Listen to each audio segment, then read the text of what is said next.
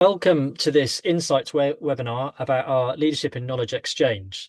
Um, I know we've got a live audience and there will be some time at the end for questions. So if you do have a question as we go through, please do put it into the Q&A box at the bottom of your screen. There is a chat box and there is a Q&A box. The Q&A box allows us to monitor those questions and note when we've answered them. The chat box is much more for questions about whether you can hear us and all those kind of technical issues. So without further ado, I'll start proper the webinar after those bits of etiquette. As I say, we've got time at the end.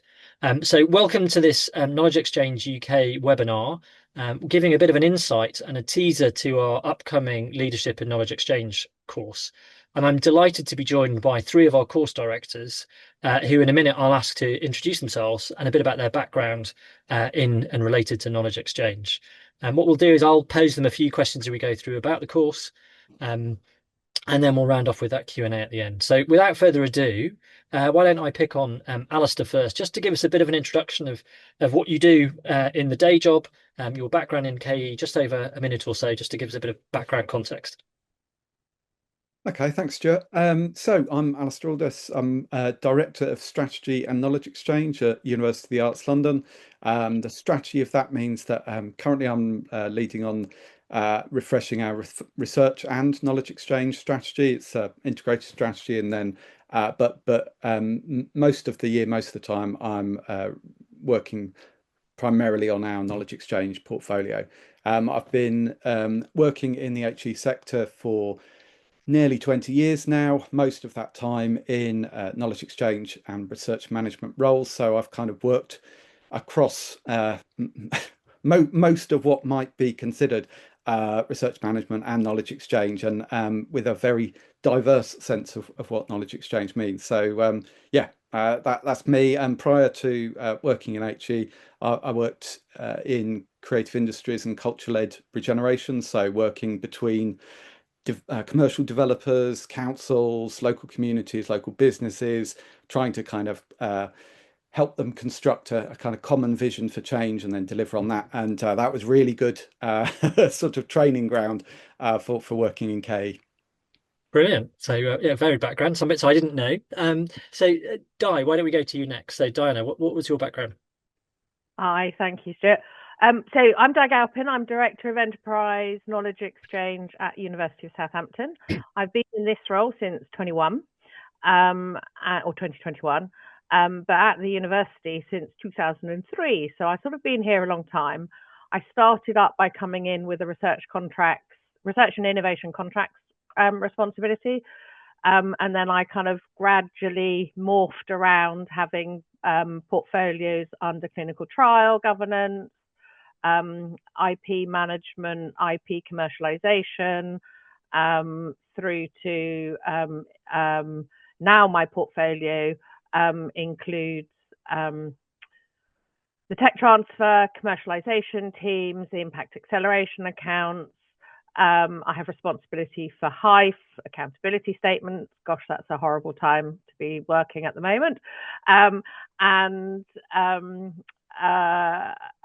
What else have I got? I've got Business Incubation Accelerator. I'm on the Set Squared Partnership Management Board and a director there.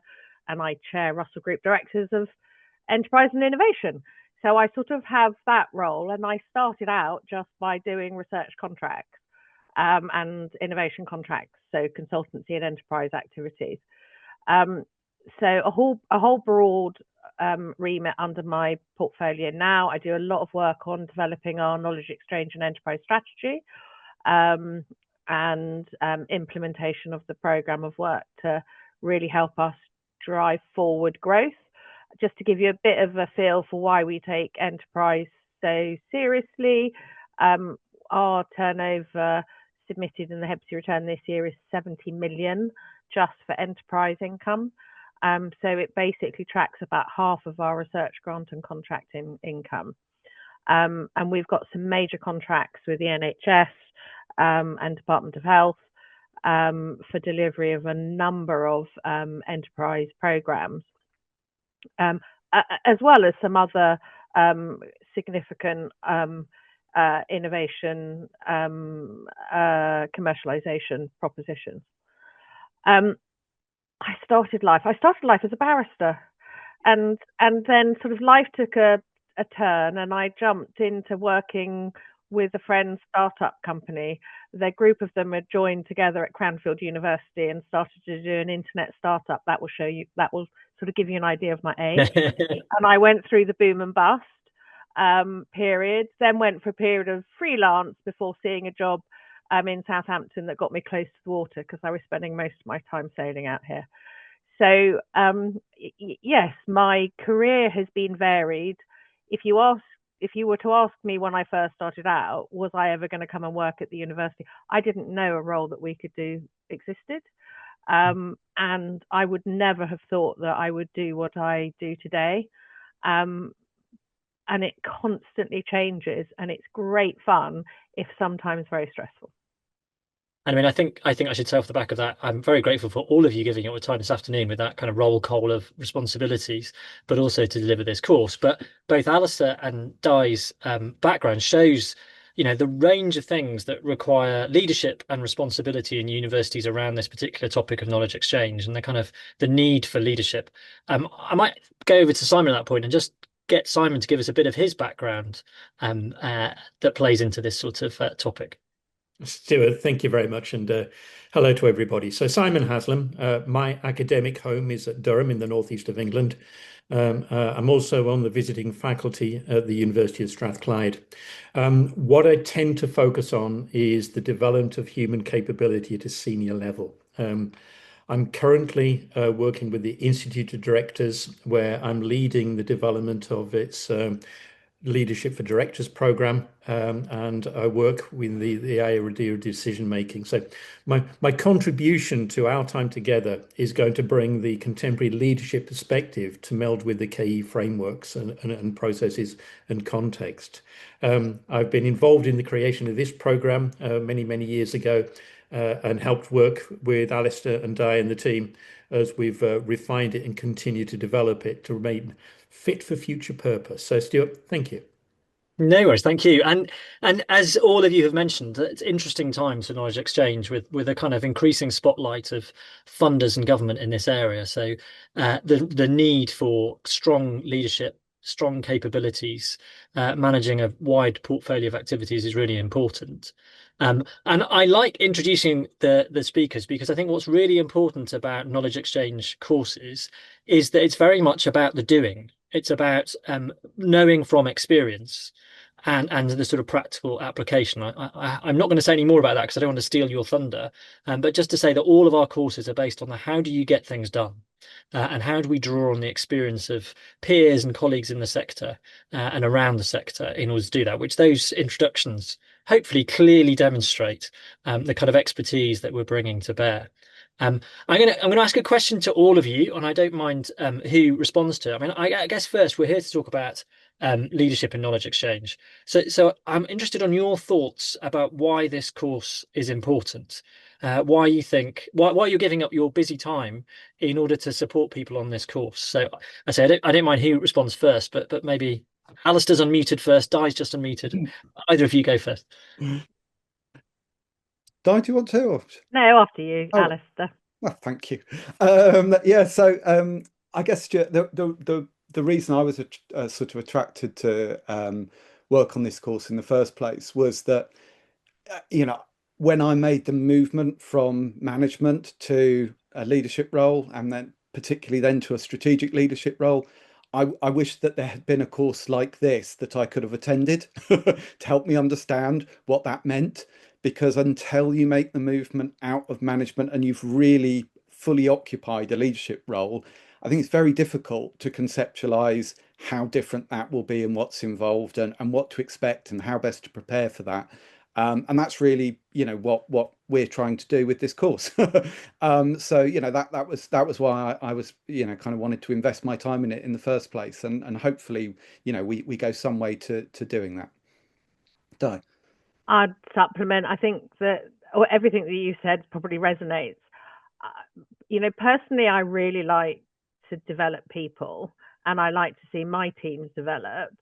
And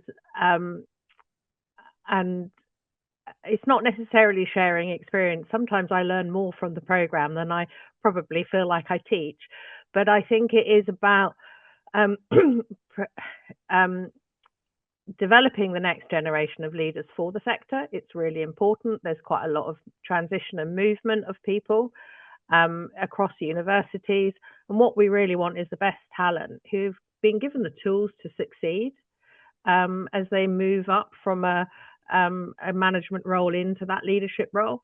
It is a different mindset, and some of the tools that I think is great that we talk through as part of the program could really help you shape your thinking as you move into a leadership role in whichever institution you're at currently. So I just think it's really important because we need to be developing the next generation, and hopefully you'll be that and maybe even overtake me. Simon, have you got anything about why you think this course is important? Just to connect with Alistair and Di's comment about the shift from management. And I think those of us who've had management positions or do have recognize we have what's called positional power. So our position in a hierarchy gives us a degree of heft in an organization. And leadership is so different, isn't it? So the power of the leader doesn't come from their position, but from their ability to develop really strong relationships and to be influential. And I think as we progress in organizations, those interpersonal skills and of being able to be appropriately influential just become more and more important. So I think just adds to the gravity of what we're doing. And the other thing for me, Stuart, is just to recognize that isn't the leadership landscape changing? So this even if we've studied leadership before, and even if we've been apprenticed to some really good leaders, almost that duty responsibility to keep ourselves fresh and appropriate is part of our duty to our organisations. I might go slightly off script there and just say to Alistair and Di, does that resonate with you? How things are changing, or how leadership in the current environment in KE changes? Just to pick up off Simon's insight. I mean, absolutely. We've had changes within UKRI. You've had industrial strategy and the real purposefulness from government that is coming on. Coming on down. How we influencing how we focus and prioritise what we do with knowledge exchange activities. But there's always a new challenge. There might be secure innovation or trusted research. It could be a compliance element. It could be, we've talked about changing funders' strategies and priorities, changing your own institution's priorities, and it's constantly evolving. And that, so not quite every day, but almost fairly regularly, a new challenge that I hadn't thought that I would have to grapple with is sort of landed on your plate. So what having some tools in your having some in your arsenal, I think that's the right way to describe it, to help you navigate those and take yourself through, because you're not going to have the ready-made answers in everything. And so it's more about how you approach both understanding the environment that you need to be responding to, considering the sort of the forward forethought, and then working with your teams about how you practically could implement it. And it's not telling them how to do it, it's working with the teams on the ground and your academic colleagues to sort of really understand how to best respond. And that's that. I mean, I don't think every course, we've run this for a number of years, but every year we always have what's the current leadership challenge? There's always a new leadership challenge. But the other element is the leadership challenge is frequently the same for all of us in different contexts, institutional contexts. But that's the other element of the program, which I think is really important, is you adapt and learn, but also potentially learn from your peers and make those networks to sort of reach out to colleagues to help you navigate the gnarly problems that you really didn't have a clue how to tackle to start with.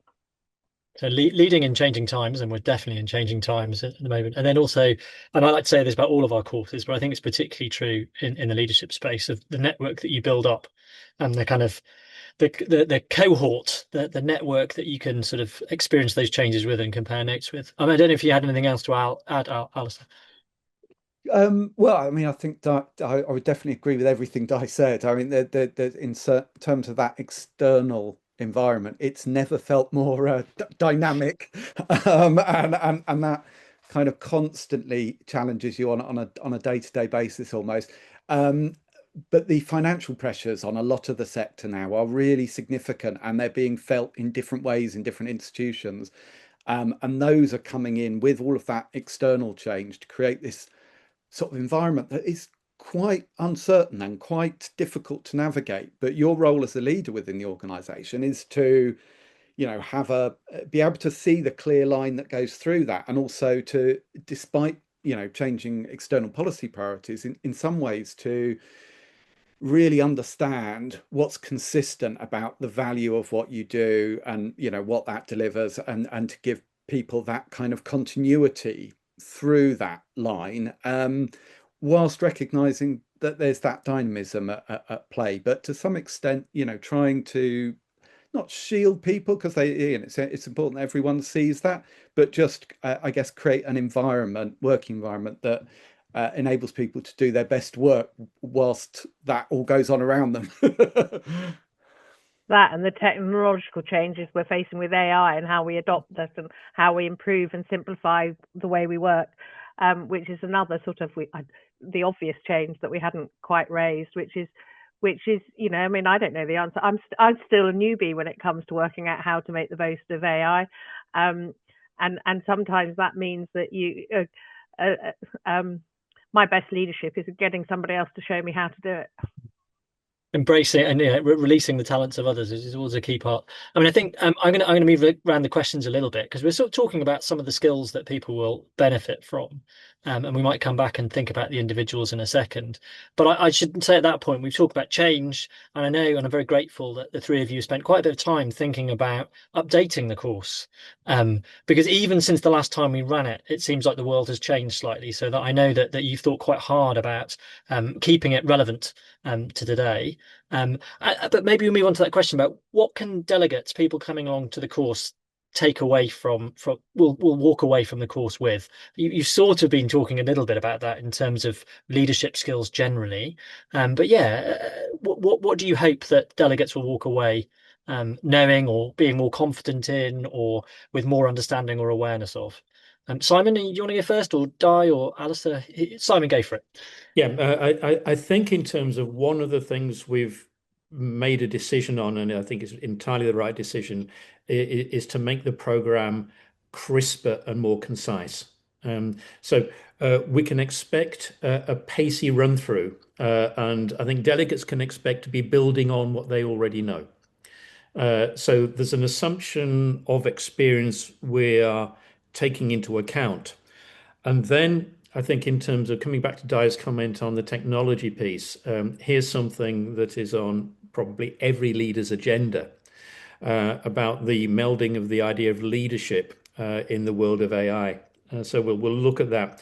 And then the further strengthening, I think, of this idea of one's being influential, and where we're going in relation to helping give our stakeholders a reason to believe, and that's what we have to do a lot of, and the element of how to create compelling stories around that. So for me, in summary, I think we're looking at something that is crisper and particularly fresh, looking at the technology and further abilities to be influential. So I'll start there. So building influence and momentum around decisions and the like. Alistair, Di, what would your take on the kind of things that delegates could expect to get from the course? Well, I think I mean, definitely second what Simon's just laid out, but going back to my original point, I think it is about really helping with that transition, and helping by one, setting the scene. What does it mean to lead in K? What what does that dynamic external environment look like? And then a variety of different sort of leadership tools to work through that, and find that line through it, and help to kind of perform the role that your organization needs you to in that regard, and that the staff who are looking to you to lead to be able to respond to that. But then also to develop yourself, to understand what that trajectory might look like, and how to sort of scaffold that for yourself, and put yourself in the best possible situation to keep growing as a leader. So it's that sort of journey. So tools that build your confidence in this kind of new transition from management into leadership, kind of things that people come out feeling more confident in this new role that they might have. Yeah. Di, what would you add? I think one of the other aspects that we explore as part of the program is how you use the tools like the logic model and theory of change, sort of take you through what you're trying, your objectives, outcomes, to help really refine your strategy. Now, the value of that is absolutely that, the funders are now calling for it in pretty much every grant application that you're doing. So it is quite important, but being able to articulate the real objectives and the outcomes that you're trying to achieve, and then what will those longer term outcomes be, is really important thought process to go through, and using that to help prioritize. And if you come back into sort of financial difficulties with or the financial constraints across the sector, prioritization is going to be what we all have to do. And so then it is about using those sorts of models to help set that as the structure for prioritizing, together then with how you might develop and shape appropriate KPIs to measures of success for your against your strategy. We don't tell you how to do it. What we do is explore some of the concepts to enable you to then put that into practice, and maybe give you some ideas around governance models and challenges that you might face. So, I mean, that's probably knowledge as well as skills. I think it is equipping you with the leadership skills that you are going to have to be able to confidently respond on in order to report to your governance structure within your organisation, or report to your funders. And if you're just doing knowledge exchange and enterprise and just doing your hive return, absolutely will make you more comfortable doing your accountability statements, or applying how you articulate it when you're applying for major bids and proposals, like the local innovation partnership funds, which are going on at the moment. So yes, I think it gives some of those tips about how to progress, giving you the confidence to then articulate the reasons why what you're wanting to prioritize and investing are so important. And then sort of moving on to if someone's listening to this webinar thinking, is this course for me, or do I have the skills? What kind of person is the course designed for? What kind of experience do you expect people to come along with? What's the kind of pen portrait of who you had in mind when you were kind of thinking of this course, just to give people reassurance that it might be for them, or indeed that actually, this might not be for them. He wants to sort of outline that. Alistair. Yeah. So I've been with the course since the start, and I don't think our who we've designed it for has shifted too much in that time. We've tried to be fairly consistent, and that really is for people who are probably in a management role, but towards the upper end of management grades, who are really wanting, have the ambition and are wanting to push into a leadership role, possibly have already been tapped on the shoulder about being encouraged to apply for those sorts of roles, or people that have recently moved into a leadership role and are just wanting to as I did, get some reassurance about how that feels, and is this right, that what could I be doing better, what are the tools I might need. So that sort of span, really. I think if you're not near to going into a leadership role, this is probably a bit too remote. And if you've been doing leadership for a while, this might not be the right thing for you. But it's really those people who are moving into or recently moved into that sort of role, I think. Just about to, or has got a year or two, and this will be helpful to consolidate their learning. And anything you want to add to that, Si or Di? If not, Simon or Di. If not, go on, Simon. Yeah, thank you. Just to come back to something that Di said a few moments ago, with the reference to the idea of knowledge and skills. Taking Alistair's thread, there's the dimension of mindset. And I think the people we love on the program are those people with an appetite for further growth and development in themselves. So if one is going through transition, if one is seeking to improve what one does and how you can contribute to your organization, the mindset piece for me is really, really important. And I think from a leadership point of view, is leadership is entirely a voluntary act. And so those people who are effective leaders have that willingness to be able to contribute. So is that dimension I just wanted to pick up from the knowledge skills angle. Thank you, Simon. What I might just do is one stress that we've changed the course, so it's now a 2-day course with an online induction. So this is different to previous years, and more details you can find on the website. But what I might finish with, mindful of the clock, I said there might be time for Q&A, but I don't think there are any questions in the Q&A at the moment. What I might finish with is just asking each of you very briefly in 30 seconds or so to say what you enjoy about being involved in the course. If there's a particular aspect of, and it can be anything, but what do you enjoy about taking part in this course? Simon, go for it. Oh, yeah, I'd love to start here. The discussions, because you never know where the conversation is going to go. And so there will be areas we will seek to cover. So making reference to theory of change, for example. But it's not until you've had the input from guest speakers, the input from provocation within study groups within the program, that you know where the conversation is going. I find the conversations incredibly engaging and very thought-provoking. And so that's the one. That's where I would start. I think it's common with a lot of our courses. It's the discussions and the outworking which are so useful, as Di said, actually help the course directors and to think of things in new ways as well. Alistair, Di, anything you want to add about why you enjoy doing this and why you give us your time and effort? Yeah, I'll come in. So, I mean, definitely, Di alluded to this earlier. We learn a lot.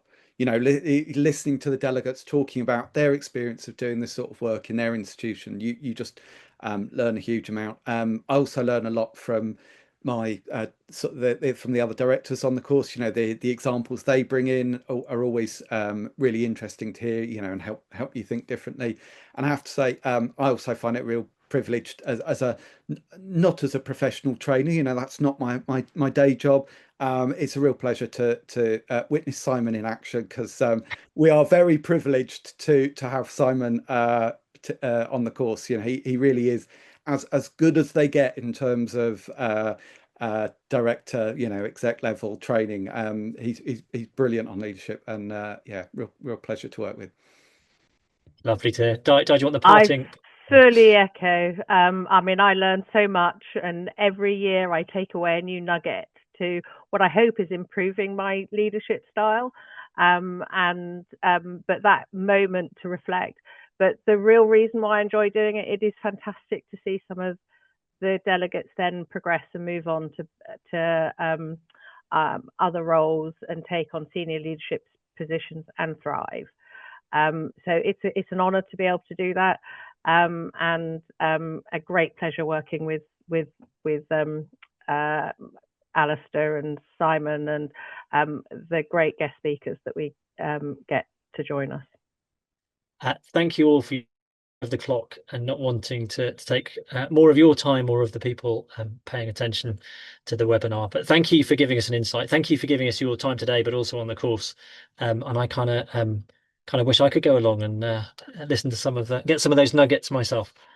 But thank you all, and I hope that was helpful for those tuning in to watch the webinar. Thank you. Goodbye. Thanks all.